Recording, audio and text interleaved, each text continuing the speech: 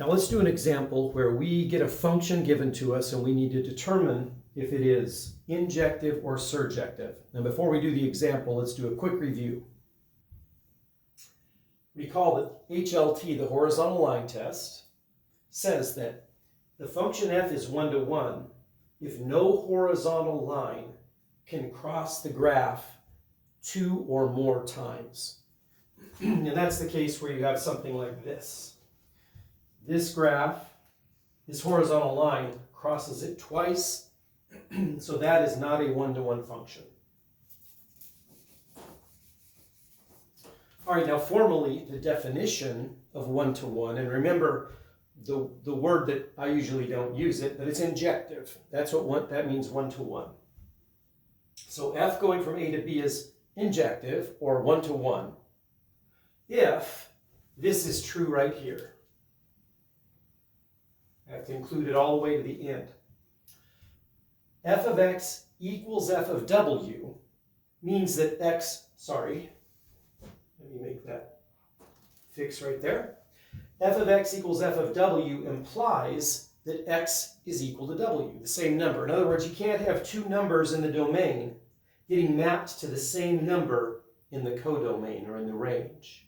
If that's the case, well, those two numbers are actually the same number. Okay, so it's 1-to-1. If f of x equals f of w implies that x and w are equal to each other for every pair of numbers in the domain A. And then the next one is surjective, which I usually just use the word onto. F from A into B is onto or surjective if for every single little b in this image set right here,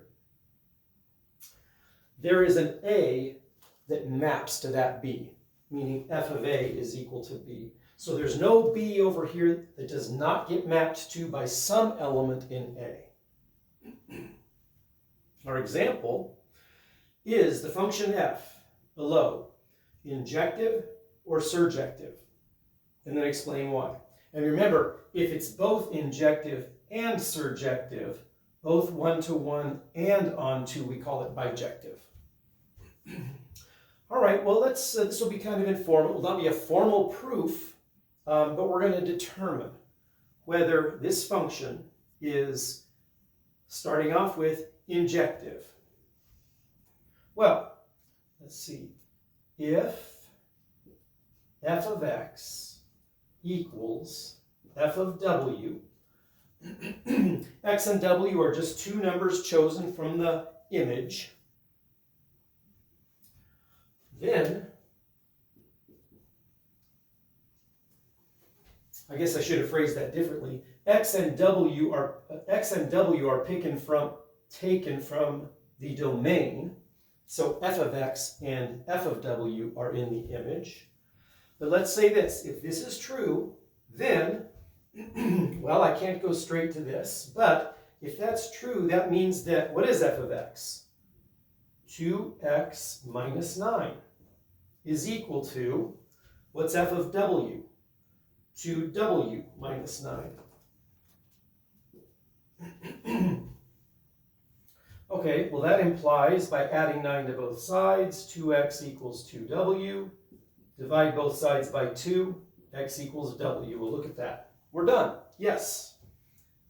Therefore, f is injective. I think I said, injective, or 1-to-1. Now we are going to check surjective. So I'm going to take a point in the range, the number in the range in B, and see if I can find an A that maps to it. Well, let's just note, if y, I'll use y this time, if y is equal to 2x minus 9,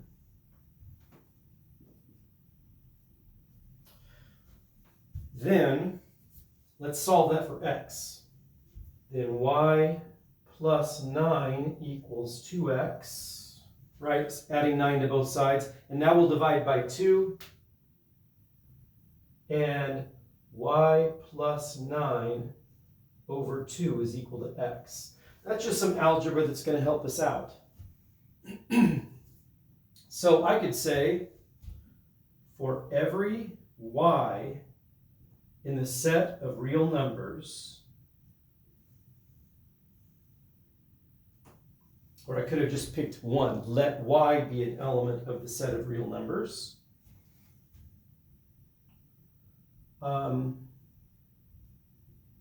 We see that f of y plus 9 over 2 is equal to, and I think we're going to get y out of that. Plugging this into f, we're going to get 2 times y plus 9 over 2 minus 9. And we can do the 2 arithmetic steps in our head. Cancel the 2. Y plus 9 minus 9, and we get y. Therefore, f is surjective, or onto.